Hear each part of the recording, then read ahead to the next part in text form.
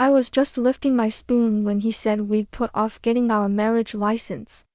Next time. Jack's Jiang set down his chopsticks, his tone as casual as if he were commenting on the weather. I took a sip of porridge, chewed, and swallowed. Okay.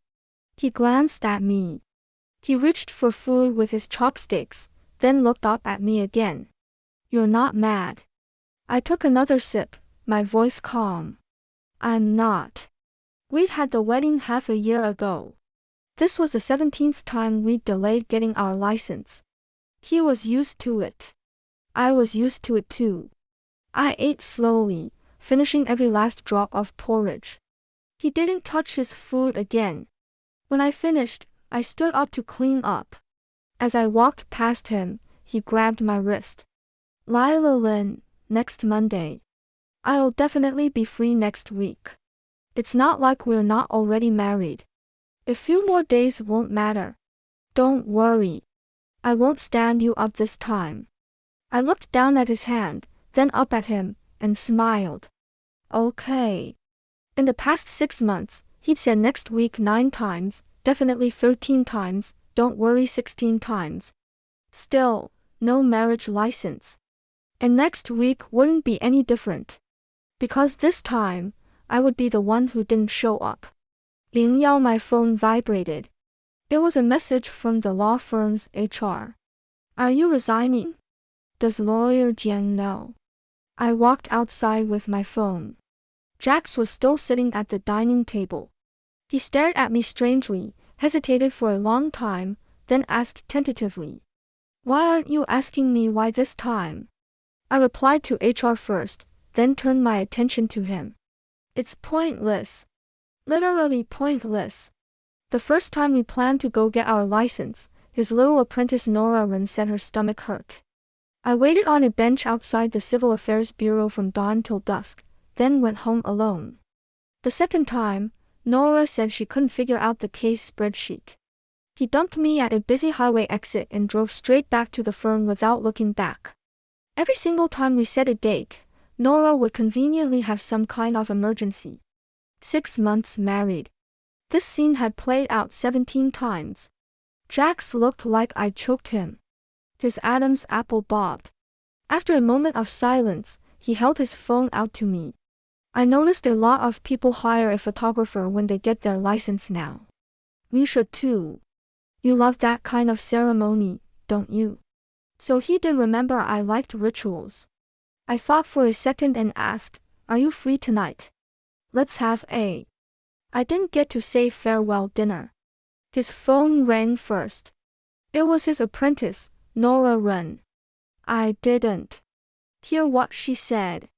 When he hung up, he looked at me, baby, Nora. I cut him off with a soft smile. Go on. Be careful. Jax froze, surprised by how calm I was today. But he got dressed and left anyway. I'll bring you a gift when I come back tonight. The door slammed shut. A car engine roared to life downstairs and faded away.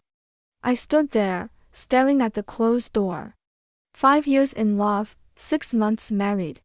I should have let go of this relationship a long time ago. 02. That afternoon, I went to the firm and handed my resignation directly to HR. She looked at me, full of regret and confusion. You and lawyer Jiang are the firm's golden team. Half a year ago, even the partners and clients came to your wedding. Everyone envied you. Why are you leaving so suddenly? I thought about the wedding 6 months ago. 110 tables of guests. A red carpet. Flowers everywhere. Jax had held my hand and promised to protect me for a lifetime. It had been lively.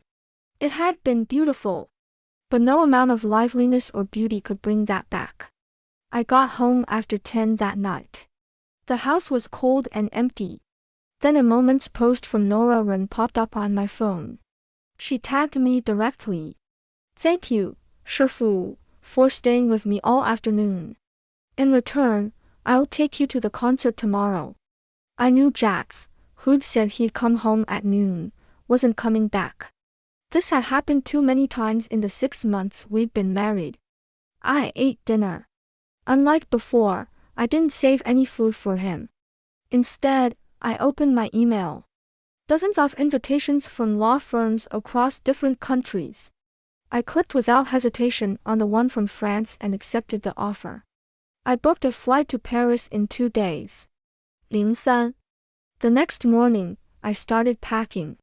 In the master bedroom closet, my clothes were on the left, Jax's on the right. Bright, loud shirts, the kind he never would have worn before. But after Nora came, she said they made him look approachable, more popular with clients.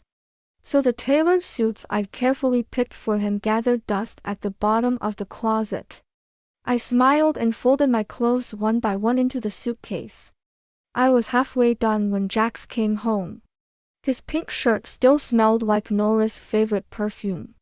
He froze when he saw me and explained instinctively. Nora wanted to go shopping last night. I got back too late, so I got a hotel room. I nodded and said nothing. It was the first time he'd volunteered an explanation in 6 months. He stepped closer, his eyes falling on the suitcase. Business trip.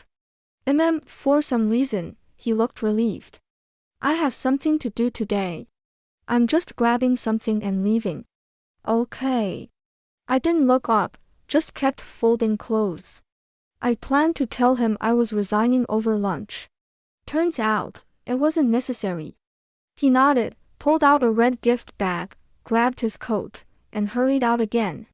The second the door closed, the framed wedding photo hanging on the wall for 6 months crashed down. Glass shattered everywhere. It was our picture from the big day. Him in the suit I chose. Me in my wedding dress. He told me he would love me forever, cherish me, protect me. I'd smile tearfully, looking so foolish. But once Nora appeared, he'd thrown all those promises away. I stared at the photo for a long time, then swept up the broken glass. I threw the happy picture and the last bit of attachment in my heart into the trash. 04 that evening, I just laying down. When my best friend called. Did you see Moments? What is going on with Jax Jiang and Nora Ren? I opened my phone. Nora had just posted, 9-square grid. The center was her new necklace. Caption, Happy 22nd birthday to me. Thank you, Shifu, for the gift. In the bottom right picture, half of a red gift bag was visible. So Jax had come home at noon just to grab Nora's birthday present. My best friend ranted over the phone. You've only been married half a year and she's acting like this? Is Jax crazy? I said, we never got our marriage license. The line went dead silent. After a long while, she spoke in disbelief. What? We had the wedding. No license. I repeated it, my voice completely flat. Another long silence. Finally, her voice softened, full of heartache. What are you going to do? I glanced at my packed suitcase and smiled. Flying to Paris tomorrow. They offered me a job a long time ago. Is he not stopping you? He doesn't know. And he wouldn't care. I hung up and looked at Nora's post again. After thinking for a second, I liked it.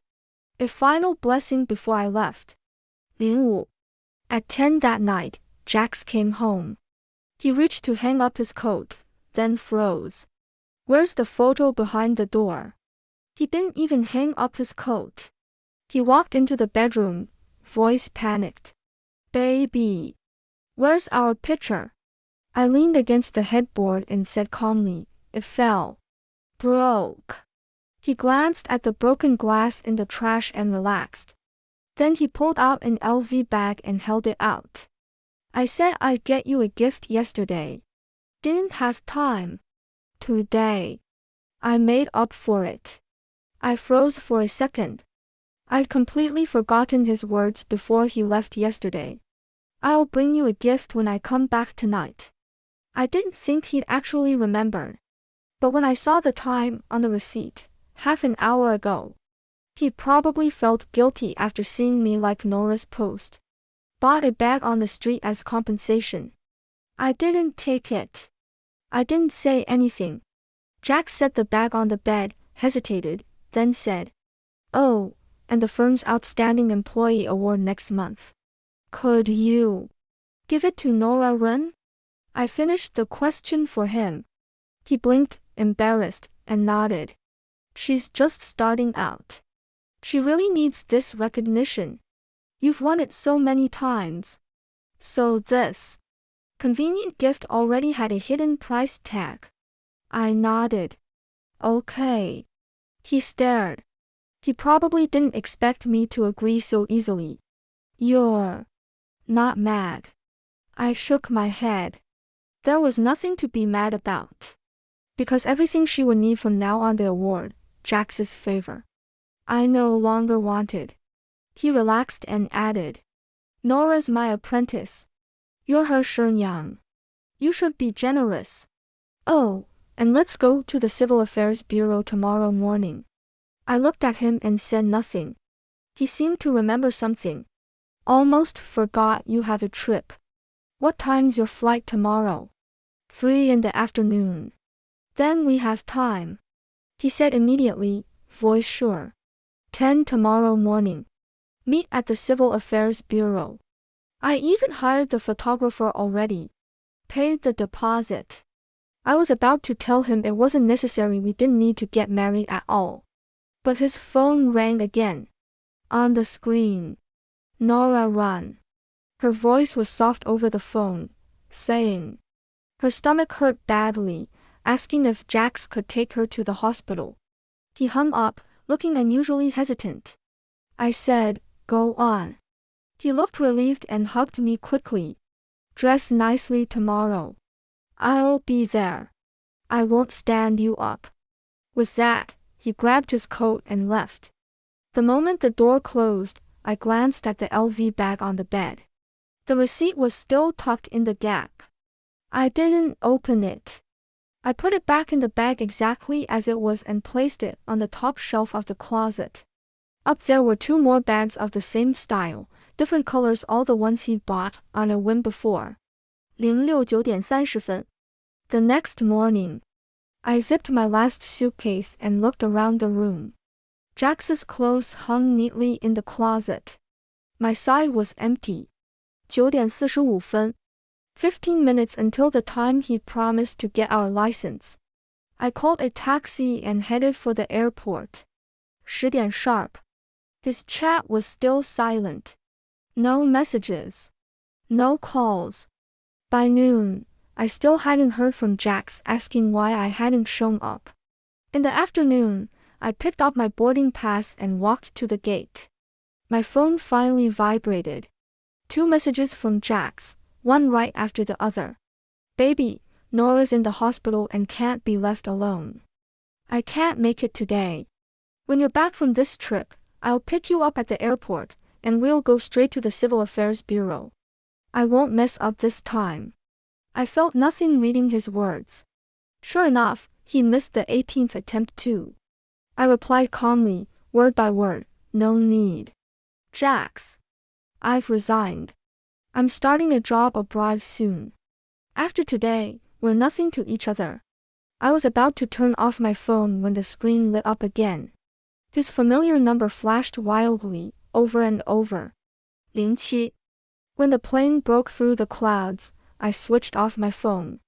Bright white light blazed outside, stinging my eyes. I closed my eyes. Fragments of the past 5 years flashed through my mind. The first time I saw Jax at the firm, in a dark gray suit, speaking passionately in mock court. Our first date, he took me to a street stall, saying this was real life. The first time I met his parents, he held my hand and said, "Don't worry. I got you." Our wedding day. He got drunk, held me, and said, "Lila Lynn, marrying you is the luckiest thing in my life." Luck. I opened my eyes and smiled. Luck must have an expiration date. A 12-hour flight. When I landed at Charles de Gaulle Airport in Paris, it was 7 p.m. local time. I turned on my phone. Messages flooded in. Missed calls from Jax, 47. Unread WeChat messages, 99加. I didn't read any. I scrolled to my contacts and texted my colleague picking me up. Jax called again. I declined. He called again. I declined. On the third ring, I answered. Lila Lin. His voice was raw, like he'd been screaming all night. Where are you? Airport. Which one? I'll come get you. Charles de Gaulle. The line went dead silent. After a long while, he spoke quietly. You really left? I didn't answer. Lila Lin, he gasped, come back. Let's talk. Talk about what? About the license. About the future. About Jax. I cut him off. This was the 18th time. He froze. The first time you said next time, I waited. The second you said definitely, I waited. The third you said don't worry, I waited again. My voice was steady. The 18th time you said you wouldn't mess up. I didn't believe you. So I didn't wait. Now I meant it this time. I know, I said. Nora had a stomachache, right? Silence again. Jax, you know what? I liked Nora's moments post yesterday. I stared at the unfamiliar night sky outside the terminal. It wasn't a blessing. It was because I finally understood. Understood what? That you were never mine. He didn't speak, but I heard his heavy, ragged breathing. 5 years ago, when you chased me, you said I was the exception. You said you never made the first move, but you did for me. I smiled softly. I believed you then. Now I know, you didn't make an exception for me. You just hadn't met the person you would make an exception for. Lila Lin. Nora Ren is that person. I said, you broke our plan 17 times for her. Stood me up 18 times. Left me midway countless times. Jax, your exception was never me. That's not true. His voice rose sharply. She's just my apprentice. I don't feel. Whether you do or not doesn't matter anymore. I cut him off. What matters is, I don't care. A dull thud came over the phone like a fist hitting a wall. Lila Lin, his voice shook. You can't do this. We had a wedding. We loved each other for 5 years. You can't just leave. We had the wedding for 6 months. No license, I said. Legally, we were never married. Lila Lin. Jax, let me go. I hung up and turned off the phone. My colleague from the firm jogged over, apologizing in French for being late. I smiled and shook my head. Walking behind him out of the terminal. Paris nights were colder than back home. The wind carried a foreign scent. I took a deep breath as if breathing out all 5 years. 08 1 month later. 9th arrondissement, Paris. A small cafe called Le Marais. I sat by the window with a croissant and a latte. People hurried outside, some walking dogs, some pushing strollers, some browsing book stalls. Lila Lin. I looked up. A blonde French man stood by my table, holding documents. Pierre, I stood, greeting him in fluent French. Please sit. Pierre was a partner at the firm and my direct supervisor. In his early 40s, elegant once said to be Paris's youngest litigator. Are you settling in okay? He asked, ordering an espresso. Very well, I said. Just miss Chinese breakfast sometimes. He laughed. I just came back from a business trip in China. Brought you a gift. He pulled an envelope from his briefcase and pushed it to me. What's this? No idea. A Chinese man asked me to pass it to you, Pierre shrugged. Said he's your husband. I froze. I opened the envelope. Inside was a photo. Our wedding picture. Me in my wedding dress, him in the suit I picked, both smiling brightly. A full house of guests, red carpet, flowers everywhere. On the back, one line. I didn't throw the photo from behind the door. I framed it. Come back. I was wrong. Jack's Jiang. I stared at the words for a long time. Pierre asked gently, "Are you all right?" I put the photo in my bag and smiled. "I'm fine." He didn't ask more, and we began discussing work. But I felt his curious, concerned glances. That afternoon back at my apartment, I laid the photo on my desk and stared blankly. Over the month, Jax's calls had dropped from dozens a day to a few. His long WeChat messages had turned to short ones. 8. Sleep well. Paris cold. I never replied. But I didn't block him. Blocking him would only make him use 100 different numbers. He was always stubborn. I knew him. My phone vibrated. Message from my best friend. "Do you know what Jax is like now?" Before I could reply, she sent a photo. Jax was sitting at the street stall we used to go to, a bowl of noodles in front of him. But he wasn't eating. He just hung his head, his face hidden. He'd lost so much weight. Stubble, messy hair, nothing like the sharp, neat lawyer Jiang before. He sits there every day for hours. Nora went to find him. He wouldn't see her. Everyone at the firm says he's gone crazy. Lila, he deserves it. I stared at the photo, my finger hovering over the screen. Finally, I closed the chat. 09. Another month passed. Winter came to Paris. Christmas lights lined the streets. My French grew smoother. My work got easier. Pierre said he'd let me lead a case next spring. That night, I finished overtime and walked back to my apartment. I saw a familiar figure downstairs. He wore a black coat, standing under a street lamp, holding flowers. When he saw me, he hurried over. Lila Lin. It was Jax. He was unrecognizable, sunken eyes, prominent cheekbones, chapped lips, like he hadn't eaten or slept properly in a month. I stood still. "What are you doing here?" "I came to find you." His voice was hoarse. I couldn't wait anymore. "Wait for what?" "For you to come back," he said. "But you didn't reply. You didn't answer." I had to come. I looked at the flowers in his hand, white roses. "My favorite."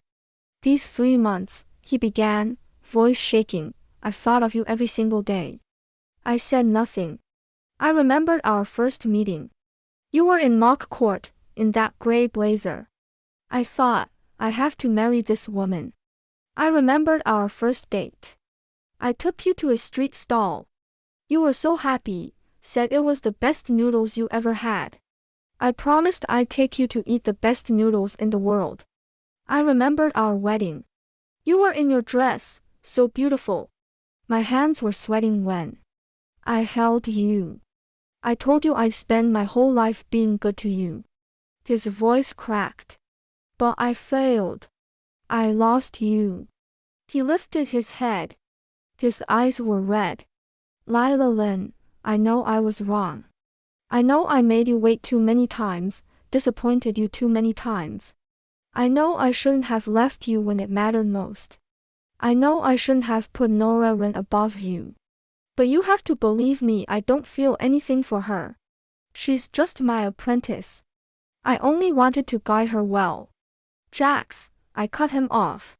You still don't get it. He froze. The problem isn't whether you have feelings for Nora, I said. The problem is you never put me first. The first time for our license, you left me at the Civil Affairs Bureau for her.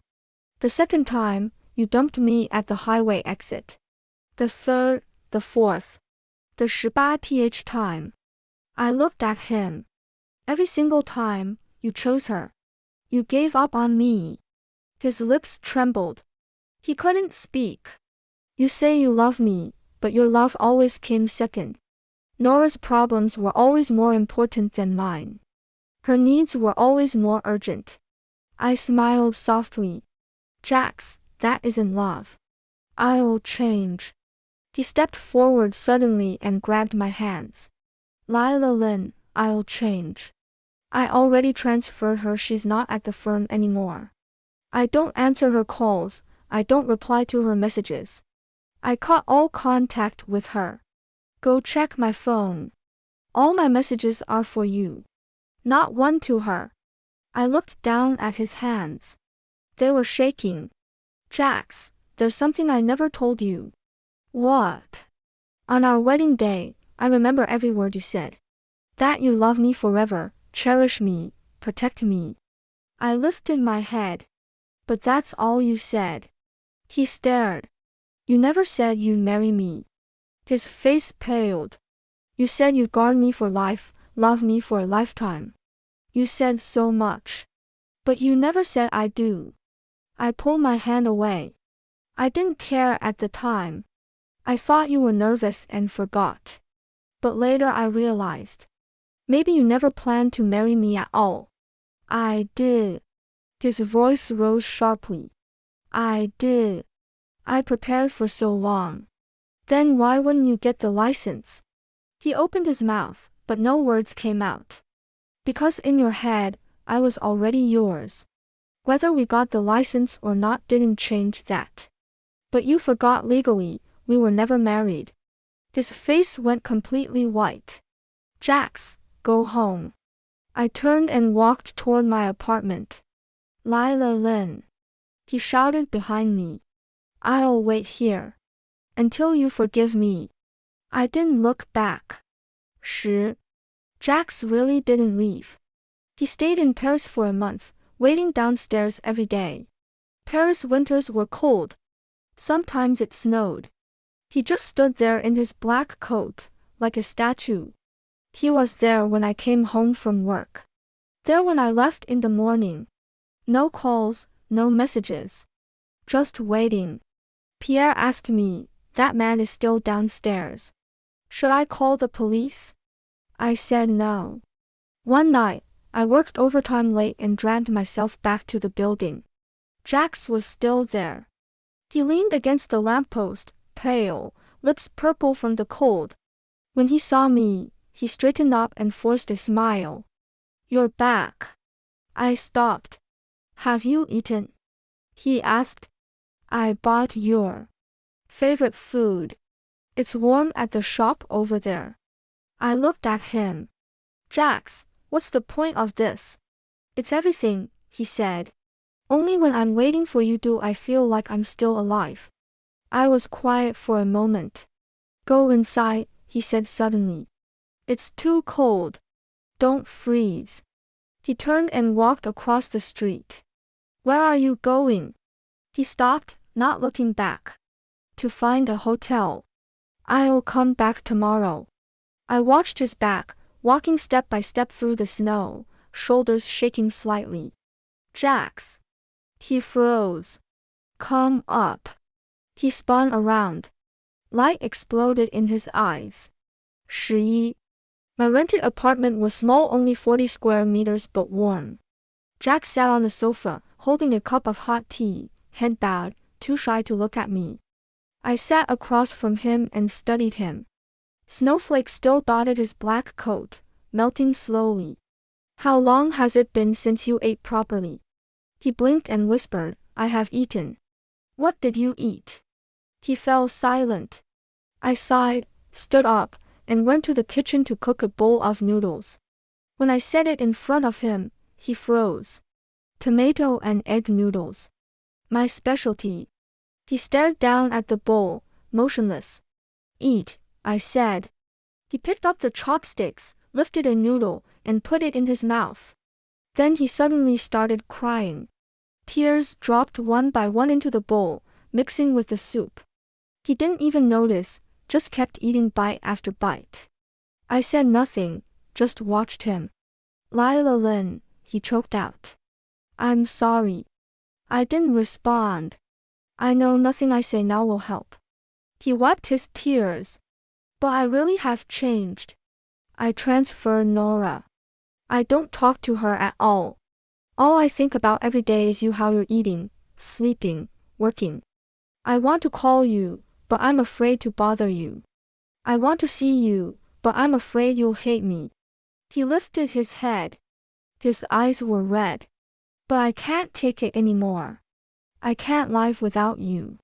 I looked straight into his eyes. They held fear, begging, sincerity, guilt. But I don't love you anymore. The room went dead silent.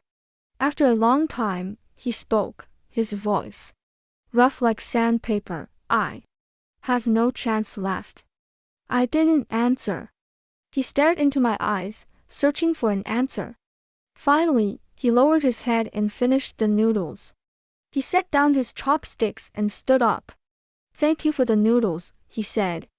I'll come back tomorrow. Jax. He stopped. Don't come back. His body tensed. I don't hate you. I don't blame you either, I said. But I've already moved on. He was silent for a very long time. Then he turned and looked at me. I know, he said. But I'll wait. How long? Until you turn around and look at me again. He smiled, tears shining in his eyes. If I can't wait that long, I'll wait my whole life. With that, he opened the door and left. The second the door closed, I heard muffled sobbing in the hallway. I sat on the sofa and stared at that door for a long, long time. Another month passed. Paris winter ended. Spring came.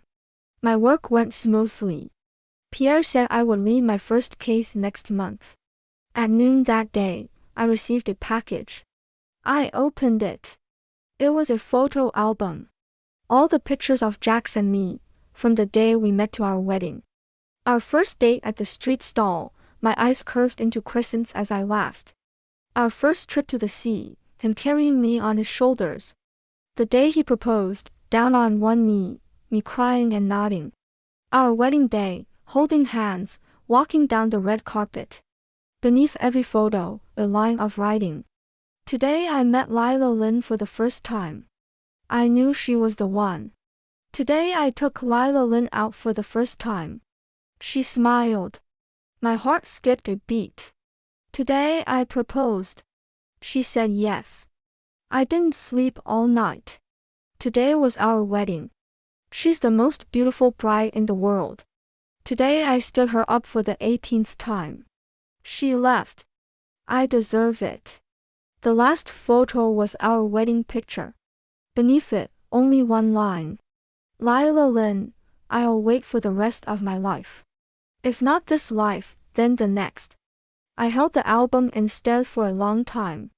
Sunlight streamed through the window, falling on the photos, on the words. I suddenly remembered what Jax had told me. Only when I'm waiting for you do I feel like I'm still alive. I smiled. But now, I was living for myself, every single second. Love hates repeated disregard for sincerity the most. Promises empty in action will wear out even the deepest affection. The heroine devoted 5 years and held a wedding ceremony, yet finally let go after the man repeatedly prioritized others and delayed getting their marriage license. True love lies in putting your beloved first and keeping your word, not late apologies or hasty compensation. No. When to stop and living for yourself is the best way to cherish your life. Never waste it on someone unworthy.